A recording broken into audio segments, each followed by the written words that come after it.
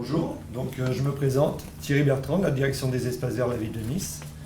Je fais partie de la division entretien et je gère le secteur 113 de la ville où se trouve le jardin du monastère de Cimier. Je fais partie aussi de la gestion écologique dirigée par ma collègue qui va se présenter. Donc, bonjour à tous, Morgane Polima, direction des espaces verts de la ville de Nice. Et j'ai été missionnée depuis 1 an et demi, 2 ans sur la démarche au projet de gestion écologique. C'est bon, je parle assez fort? Ouais, plus près, c'est bon comme ça? Ouais. Alors, je vais commencer par vous présenter la ville de Nice en quelques chiffres pour que vous puissiez un peu situer notre collectivité. Donc, nous sommes environ 345 000 habitants pour 325 hectares d'espaces verts. Notre direction, elle est composée de 250 agents avec environ 130 jardiniers. Et en ce qui concerne la répartition de nos espaces, nous avons environ 45% de parcs et jardins, 38% d'espaces naturels et 17% d'espaces verts d'accompagnement. Donc ça, c'était pour les petits chiffres. Et pour le jardin labellisé, le monastère de Cimier, vous pouvez le voir sur la carte identifiée par l'étoile orange sur le plan à gauche. Donc il est situé dans le secteur centre-est de Nice, dans le quartier de Cimier, à environ à peu près 4 km du centre-ville, de la promenade des Anglais. Et on peut voir sur la carte de droite qu'il n'est pas isolé, en fait, il est entouré par d'autres jardins. Donc on voit les arènes de Cimier à gauche et le jardin Bélanda en bas. Et ça nous assure des connexions écologiques, des connexions vertes avec d'autres jardins. Donc ça, c'était une bonne chose. Le plan du jardin, pour vous le présenter, donc il fait une surface de 1,4 hectares.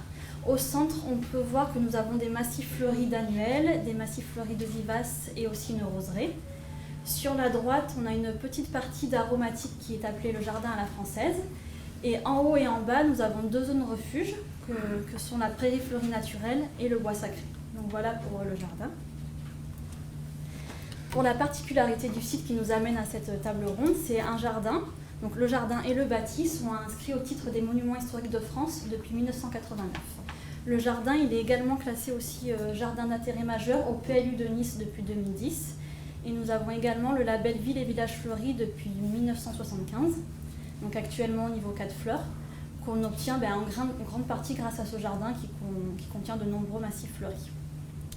Et pour la petite histoire, donc ce jardin était utilisé au 19e siècle par les moines franciscains. Donc ils s'en servaient comme tous les jardins de monastères, de potagers, de vergers, plantes médicinales et vignes. Et c'est la ville de Nice qui en a fait l'acquisition en 1903 pour le destiner en jardin public. Elle a créé par la même occasion la roseraie qui était inexistante avant.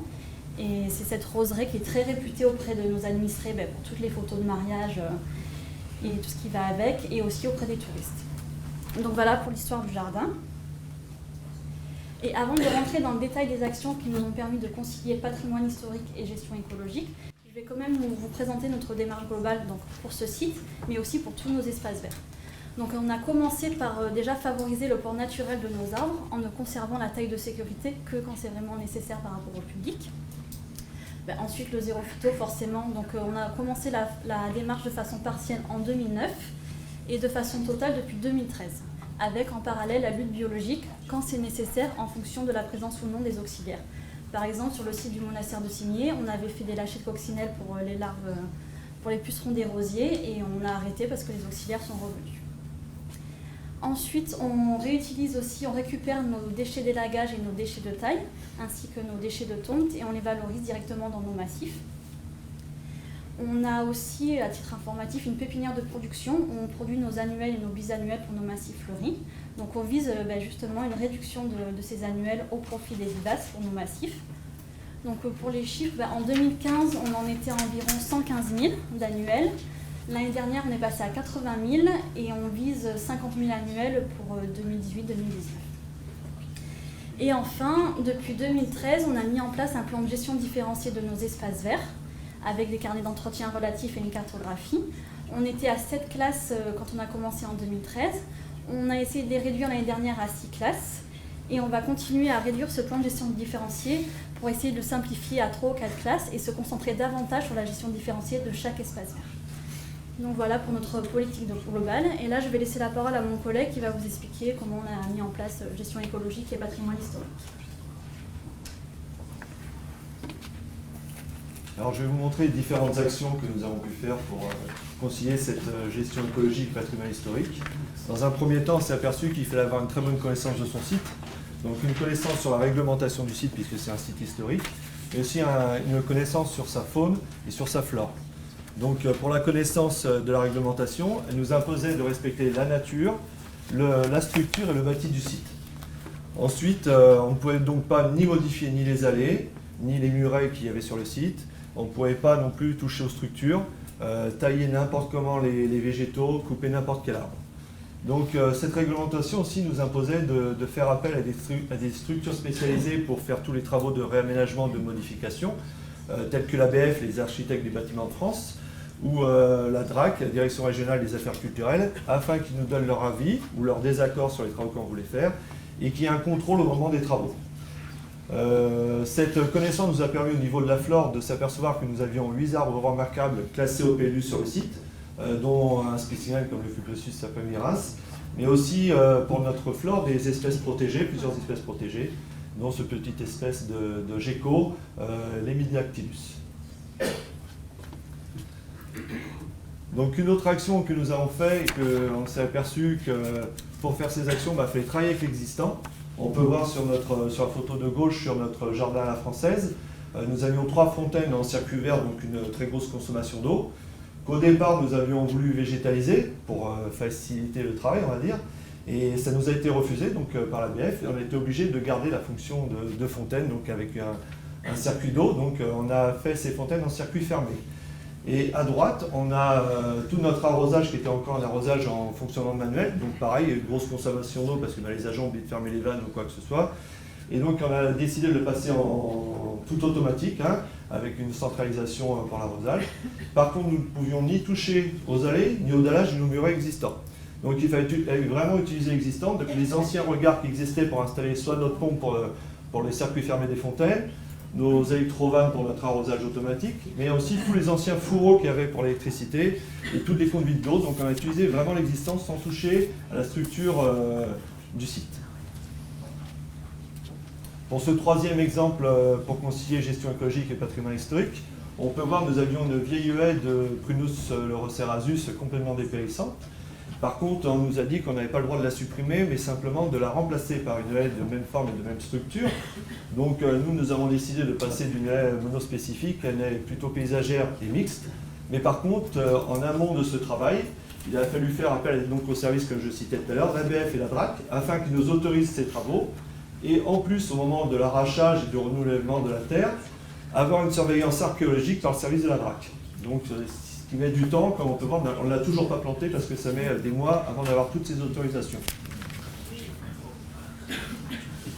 Ensuite, quand on peut voir sur notre site, donc, on a essayé de faire un travail de conciliation parce que ce site est très fréquenté touristiquement, donc il a fallu trouver un compromis avec les attentes du public en ayant des zones d'entretien intensif et des zones d'entretien extensif. Donc pour l'entretien extensif, on a gardé notre roseraie, qui est très réputée sur le jardin. Ensuite, nous avons gardé toute notre partie du jardin à la française. Et on a gardé ces zones centrales du jardin, où là, nous avons des massifs de fleurs d'annuels et bisannuels qui demandent un arrosage important, et des pelouses tondues très courtes, 4 à 5 cm de hauteur de coupe, et une tonte toutes les semaines, donc, et un arrosage fréquent. Donc c'est vraiment de l'intensif. À côté de ça, nous avons gardé donc, nos zones d'entretien extensif, où nous avons remplacé tous les autres massifs de fleurs par des plantes vivaces, qui demandent bien sûr une économie en eau, une économie en entretien, et une réduction énorme de nos déchets. Nous avons aussi, comme elle a montré tout à l'heure Morgane, cette prairie naturelle fleurie qui n'est pas arrosée, qui sert de refuge, de zone refuge, et qui est simplement fauchée 2 à 3 fois par an, pour, après la montée en graines, ou pour des raisons sécuritaires au moment des sécheresses. Et nous avons notre zone de bois sacré que nous avons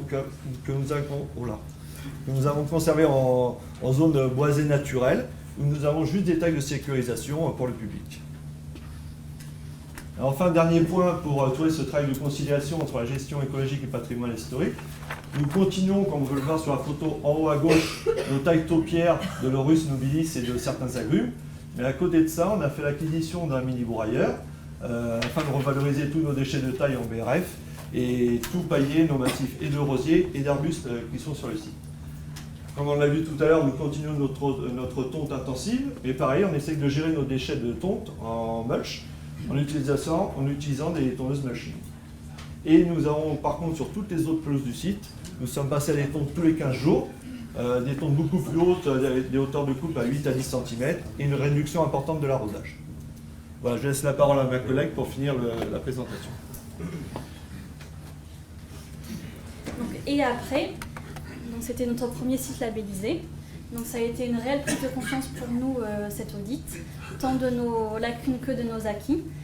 Donc on a pris en considération les observations et les préconisations de notre auditrice et on va les appliquer pour progresser sur ce site, mais aussi à l'échelle de tous nos espaces verts.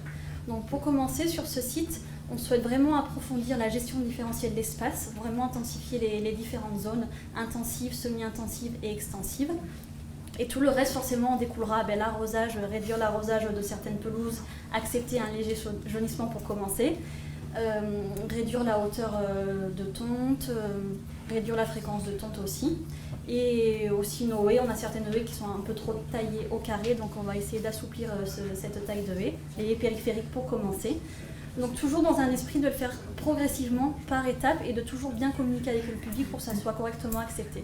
Parce que forcément, ça va entraîner un changement d'aspect paysager, et vu que c'est un jardin de prestige où ils sont habitués à ce que ça soit au carré, on va le faire de façon progressive.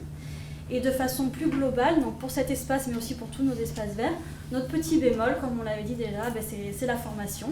Donc on va se concentrer sur une formation interne, mais aussi externe. On va voir aussi avec les connaissances de nos jardiniers. Pour faire ça sur 2018-2019, on va commencer par les thématiques taille et vraiment arrosage pour vraiment resensibiliser au métier de jardinier et sur les thématiques écologiques. Après, deuxième point, en ce qui concerne les déchets verts, on ne fait pas encore le compost dans les jardins, donc on aimerait bien faire des zones tests en fonction du public et en fonction des jardins, donc ça on va essayer de le faire aussi. Et dernier point, toujours, on va continuer l'inventaire de la biodiversité dans nos espaces pour vraiment bien la connaître notre patrimoine et voir quelles mesures de préservation on peut mettre en place pour la suite. Et aussi, toujours très important, je ne l'ai pas écrit, mais la communication en interne et en externe, donc on s'en sert... On le fait aussi via de l'événementiel, donc on va développer ça pour vraiment sensibiliser nos administrés. Donc voilà. Et si à l'issue de la rencontre vous avez encore des questions, n'hésitez pas à nous contacter, on sera ravis de pouvoir échanger avec vous. Voilà, merci.